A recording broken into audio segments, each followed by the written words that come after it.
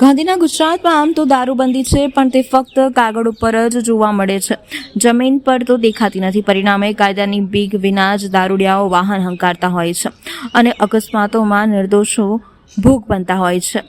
વડોદરા શહેરમાં દારૂના નશામાં ફૂલ સ્પીડે કાર ચલાવી રહેલ યુવક અને તેના 3 મિત્રોને પોલીસે ઝડપી પાડ્યા છે.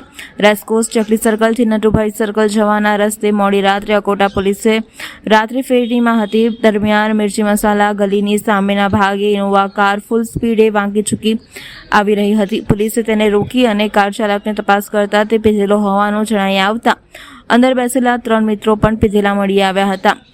ડ્રાઇવિંગ સીટ પાસેથી એક આઈસર બેગ પણ મળી આવ્યું હતું, જેમાં વિદેશી દારૂની અડધી બોટલો તેમજ બિયરની એક ટીન પણ મળી આવી હતી.